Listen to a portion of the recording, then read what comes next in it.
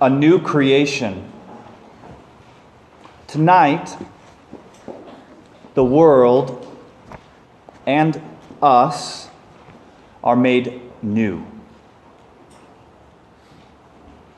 That just as light pierced the darkness, that Christ, the light of the world in our lives, is to penetrate the darkness of despair and being stuck, and to give us freedom that only He can give.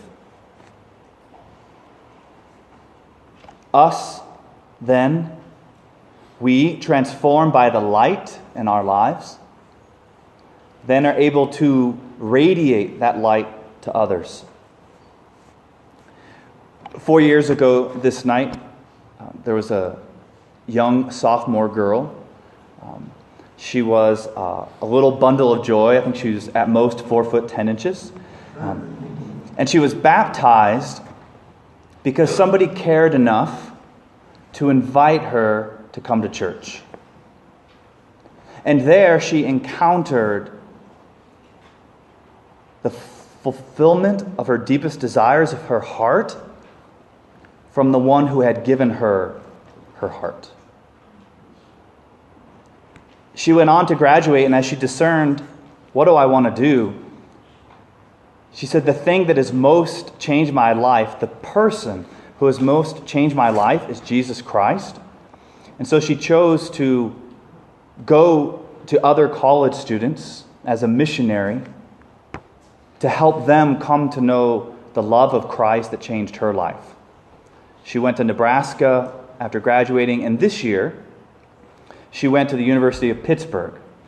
And tonight, approximately 1,964 miles east of here, she's sponsoring somebody else being baptized who has come to know the love of Christ in her life.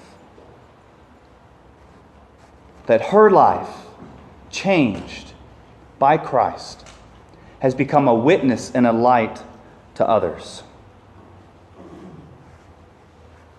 When we are baptized, we become rooted in Christ, our foundation. That we become filled with His living water, that His blood flows through us as we stay connected to Him, and our lives then radiate His love. Our lives bear fruit in His name. And so this night marks the change. This night, all things are made new. That every one of us has been called here tonight by Christ to take one step forward, if we wish, to invite Him in, to say, Lord, I want maybe a little more light in my life. I want more of the freedom. I want more of the truth and your joy. And when that comes, as we invite Him in piece by piece, our lives are changed. We find true freedom, and it matters.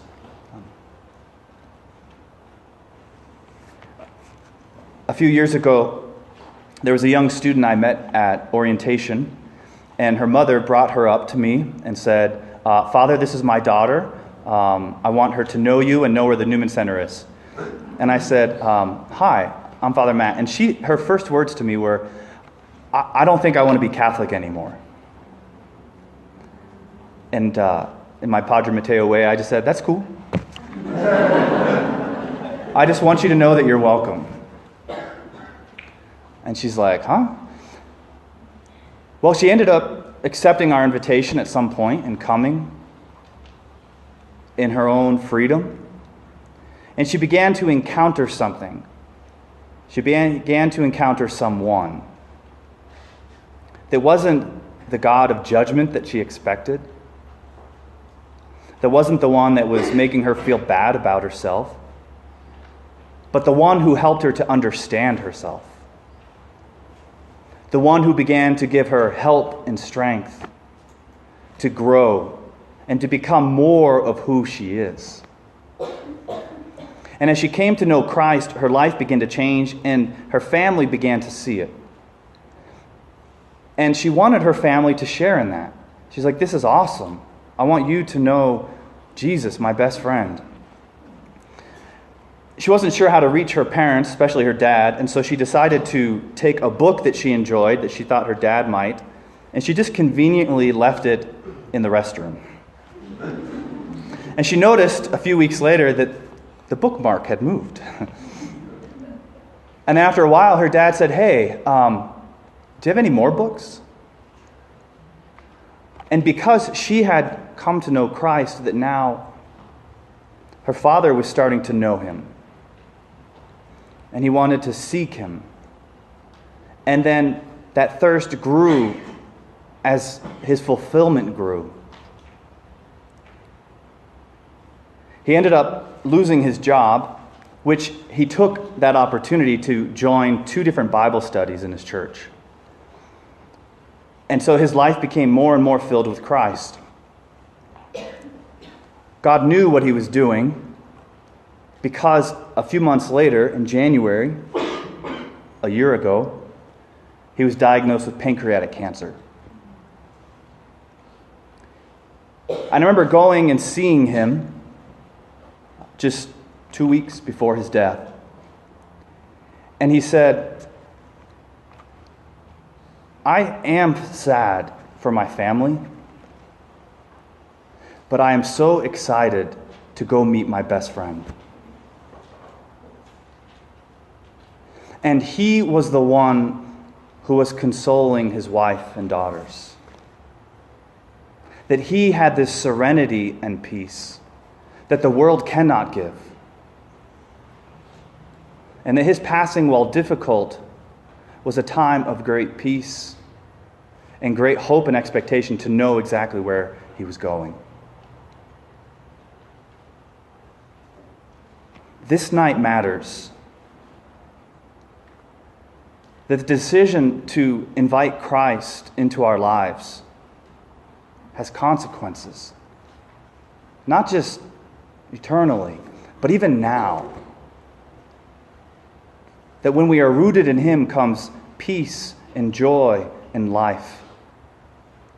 And the mysteries we celebrate tonight, they reveal what happens.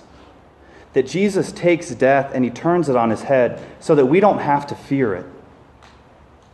That we don't have to walk in darkness and shadows, but we can walk in light and freedom. The stories and the symbols and everything that happens here tonight explain the reason for our hope. And so let me explain. From the first tree came sin and death, and from the new tree come life and freedom. That just as from the side of Adam comes his bride Eve, that from the side of the new Adam comes his bride, the church. That out of darkness light was created, and out of the darkness of sin a new light of hope has come. This living water gives rise to life eternal. That God held back Abraham from offering his son Isaac, but God did not hold back to offer his own son Jesus. For those who fought God in the desert, the water meant death. But for those who submit to God in this desert, this water means life. This affects everything. It clarifies and enlivens. With my sexuality, I have my orientation. But oriented to him, I find fulfillment of all my desires. In my gender, my identity, I seek and grope. As child of God, my deepest identity engenders my hope. In my wounds, pain leaks and oozes.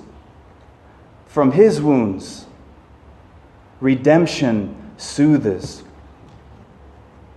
All is made new and redeemed.